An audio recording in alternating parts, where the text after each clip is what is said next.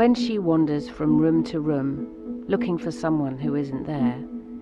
When she asks where we keep the spoons, when she can't chew and spits out her food. When her last dim light flickers like falling ash, and she exclaims, "What a dismal end to a brilliant day." When she calls her regular laxative an astronaut. When she can't hear words but fears sounds.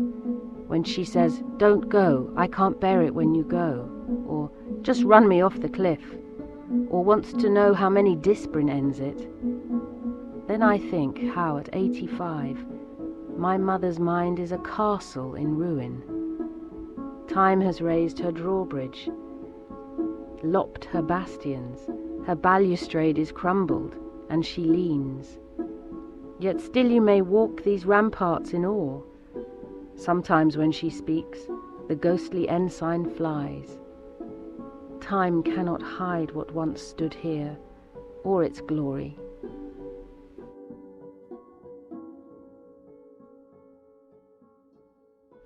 Your grandson, William, is coming to visit you today. Yes, I know. I've been waiting for him. He collects frogs.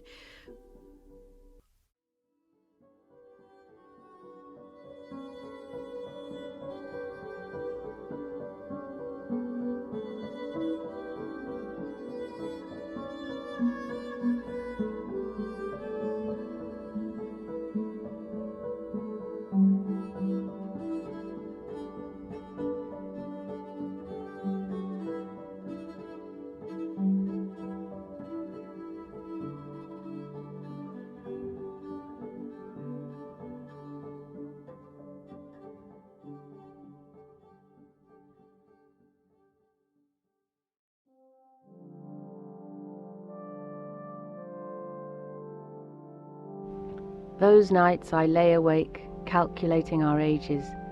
I was 10 to your 50, would be 15 to your 55, 20 to your 60. I pushed them as far as they would go, 30 to 70, 40 to 80, 50 to 90. The numbers toppled, an orphan at any age. I stood in the dark doorway, awaiting your invitation. Sleepily on your elbow, you would ask, "A nightmare?" and shift aside on the 3/4 bed. Your back was warm, your pillow fragrant. These nights I lie awake, calculating our ages. I am 45 to your 85, will be 50 to your 90, 60 to your century.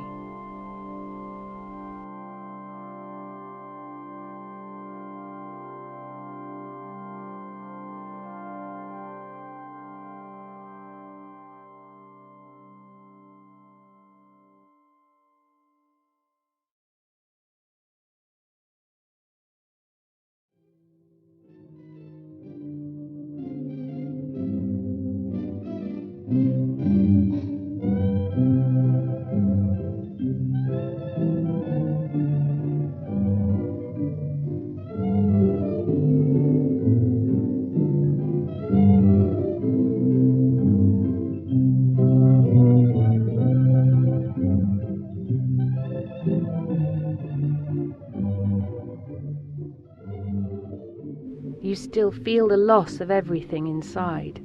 Houses burned, lovers turned, dogs that died, all damned up inside. I'm not talking about me here, quite the contrary. I'm talking about you. How long have you been wary? Probably ever since the tooth fairy was found to be a hoax, the first of those lies so ill disguised as familial jokes. And now you hate, you suffocate. You want to give up your job because of the office tension, but you hang in there for pay and pension, and you drag yourself with the worst intentions to your daily grind, and you don't like your partner either, but grit your teeth hoping they'll die on you. Just go. We say to you now, hear us speak. We long to hear your wagon creak. Roll over wheels and churn the contours where your dreams unfurl, and chuck up pearls. steady men, immortal pets, inflammable homes, and mice that write real letters to little girls.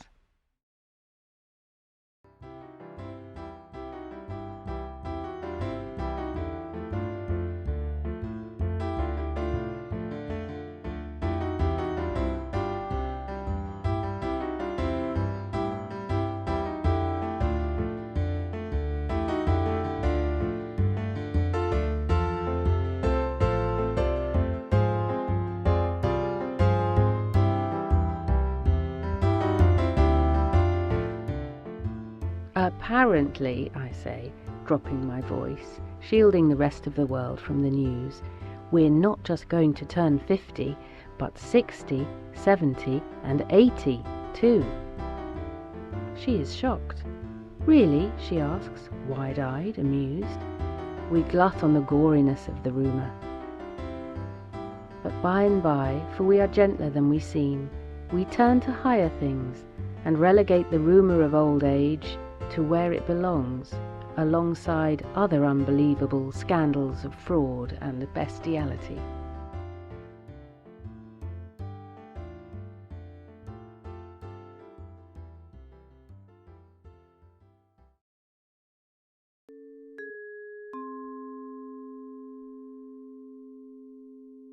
Sometimes when you die, you become an animal.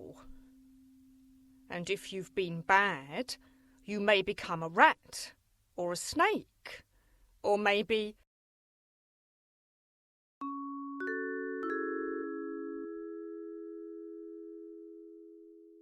a spider.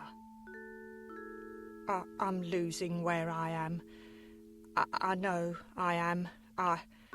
When I'm there, I can see them, and I know what they are, but what's happened?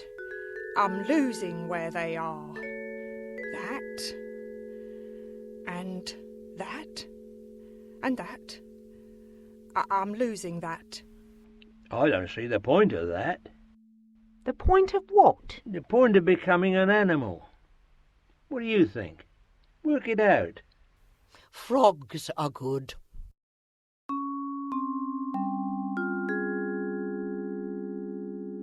If you've been good, you could become a monkey. Don't be silly, Lil. Some people believe they will become something else. Your monkey was probably Karen, who looked like a monkey when she was alive. I had 5 brothers. They all died in the Blitz. I do miss them. When I look through the window in my room, I see pigeons caress each other on the tree, rub each other tenderly. I feel the gentle wind blowing. See, I want to share all this with my family, but where are they now? Maybe you'll become a pigeon. Pigeons are full of microbes. I like to eat pigeon. I'm afraid of my uncle because he wants to kill me. I think it's good to talk, because if you stop talking, you might never start again. Well, thank you for saying that. My father would say, never tell people your troubles. Half of them are not interested, and the other half are glad you're getting what you deserve. I was thinking to stop talking, because you may be aware that I was making mistakes and so forth. My mother used to say, you'll never stop talking. And Did she? Yes, she did. She was good. She had, it was the work that she did. There was a lot of that. And she was very, very good at doing things for people. Yes, she was working. My father did all this, but my mother was working there with people who came in, told her this and that and the other, and it was very good. And I did help with her. Now I can't. I can listen to what they're saying, but I'm not as good. Let me tell you about your death. Disregarding murder, drowning, suicide, road accident, shark bite and bushfire, in your direct and unavoidable path, you will die of old age. At this time, in the general bracket of your advanced age, you will lack eyesight, you will lack mobility, you will lack short-term memory, you will lack an ordered sense of what is happening, you will lack well-being, you will lack sexual viability, you will lack presence, you will lack a complete index of living friends.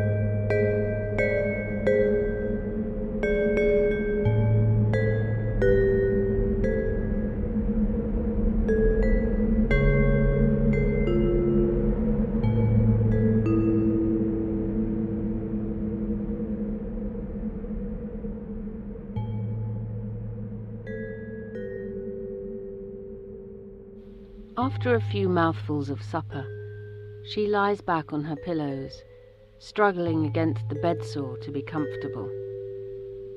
Words elude her. Everything is so...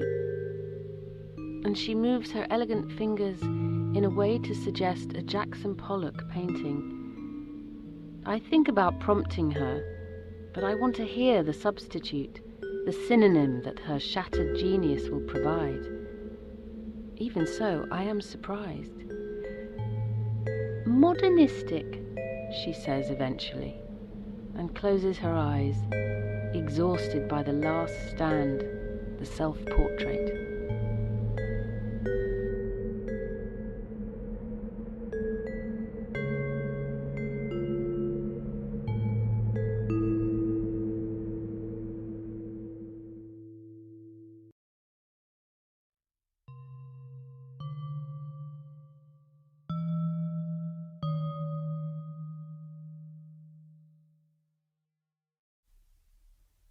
Hey, what are you doing? You're on my head. Sorry? I thought you were a piece of wood. Oh, well, that may be so. But that doesn't mean I don't have feelings. Sorry, I didn't realise. Just because I've been reduced to a head doesn't mean I don't exist. I've got a brain like everyone else. Okay. In fact, there are 3 parts to my brain. And at the moment, the reptilian part at the top of my spinal cord is keeping me alive. So get off. I want to feel my feelings in my body, and not just in my head. So what's stopping you? The chemical makeup of my brain. I can't think straight. My arms and legs have abandoned me, and my torso too. I'm basically too stressed out to have a body. That's mental. I ignored my body, and look what happened. It deserted me. I've shrunk. You should be dead, surely. All right. No need to rub it in. I could help you find your body if you like. Can you move at all? I could try rolling. Well, that's a start, isn't it? I mean, that's the first thing I did as a baby. I'll give you a push if you like. There.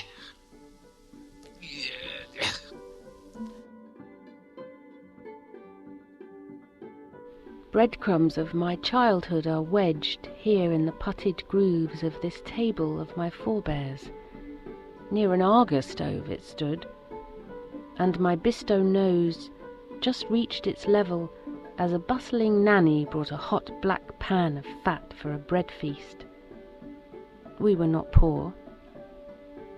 Underneath you could sit on the struts and move the drawers above like a private car or a machine of your imagination, until you were coaxed out to have your cradle cap brushed into the slow floating snowstorm of a European picture book.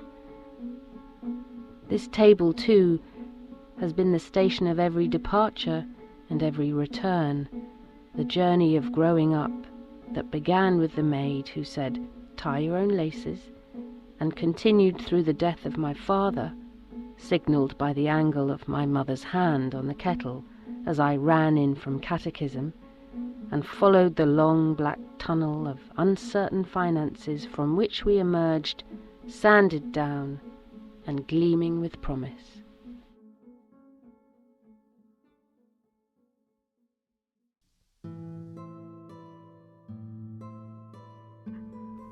Is William coming today? As soon as I've grasped something, I let it go.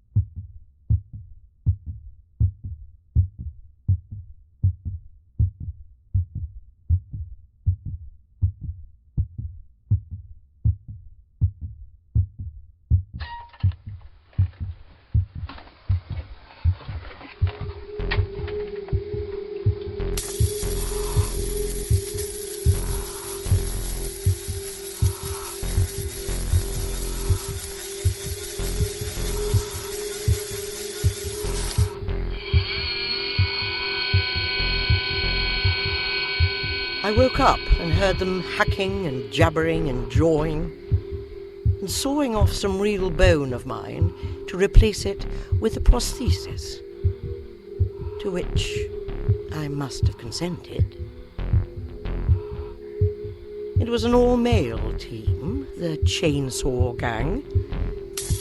The chief surgeon in the airline flaps, who had least liked my hips, or was it my stocking tops? Hence the blindfold eyes, was my ex. He was moving his lips to keep his mind off the blood, which always made him sick.